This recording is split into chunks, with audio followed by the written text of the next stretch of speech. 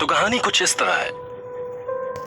आज ही मैंने action replay movie देखी जिसमें नायक समय में यात्रा करके भूतकाल में जाता है और अपने माता पिता के झगड़े को मिटा देता है। फिल्म को देखकर बहुत मजा आया, बहुत हंसी भी आई और सोचा क्या कभी ऐसा हो सकता है कि हम समय में यात्रा करें। कुछ समय बीता तो मैं भूल गया समय यात्रा के बारे में। एक दिन विद्यालय गया तो सब लोग कहने लगे कि कल छुट्टी है। मैंने सोचा कल छुट्टी क्यों है। एक शिक्षक ने कहा, सर कभी कैलेंडर भी देख लिया करो, कल ईद है। मैंने कहा ठीक है। तभी एक मुस्लिम शिक्षक ने मुझे बताया क्या फायदा छुट्टी का, देखा जाए तो ईद कल नहीं बल्कि परसों है। मैंने पूछा आपको कैसे पता कि कल ईद नहीं है, आप कैलेंडर से ज्यादा जानते हैं। तभी शिक्षक ने कहा हम ईद चांद देखकर मनाते हैं, पर कल यहाँ चांद नहीं दिखेगा। दुबई में कल चांद दिखेगा इसलिए दुबई के लोग ईद मनाएंगे। हमें परसों चांद दिखेगा इसलिए हम परसों ईद मनाएंगे। मेरा माथा ठनका, मेरे खुराफाती दिमाग में शरारत सूझी।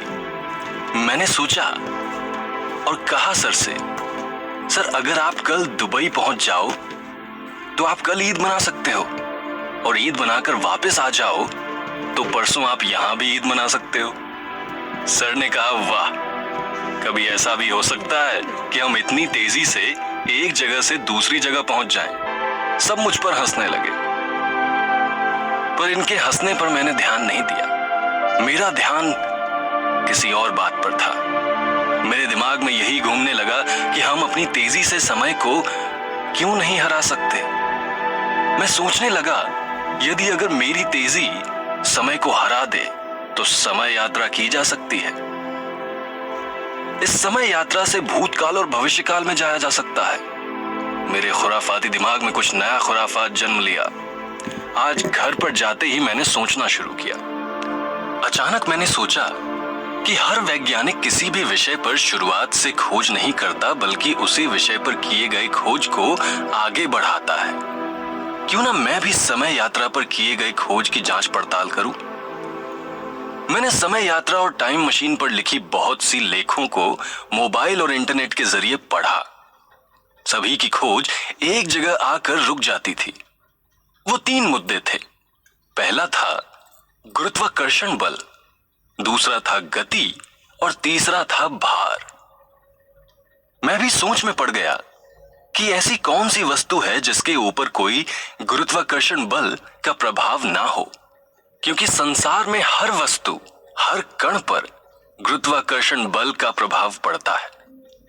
यहां तक कि जो धूल के कण आंखों से दिखाई नहीं देते वो हवा से उड़कर कहीं ना कहीं नीचे जरूर आ जाते हैं। दूसरा मुद्दा था गति। अब इतनी तेज गति किसी भी ईंधन में नहीं कि समय को हरा दे, क्योंकि सूर्य से निकलने वाली किरणें भी कुछ सेकंड पुरानी होती हैं।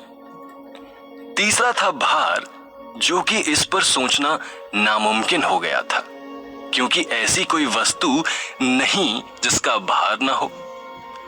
गुरुत्वाकर्षण बल है तो भार भी होगा, क्योंकि इतनी तेज गति से यात्रा करने पर इंसान का शरीर या तो जल जाएगा या फिर राख हो जाएगा। हो सकता है शरीर हवा में विलीन होकर अदृश्य हो जाए और उसका नामो निशान भी ना मिले।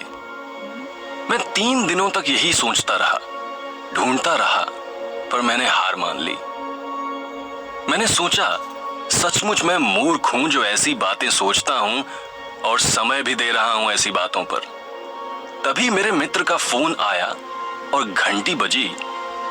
साथ में आया मेरे खुराफाती दिमाग में वस्तु जिसकी मुझे तलाश थी। अब आगे की कहानी सुनने के लिए सुनते रहिए पॉकेट एफएम और सब्सक्राइब कीजिए टाइम मशीन शो को।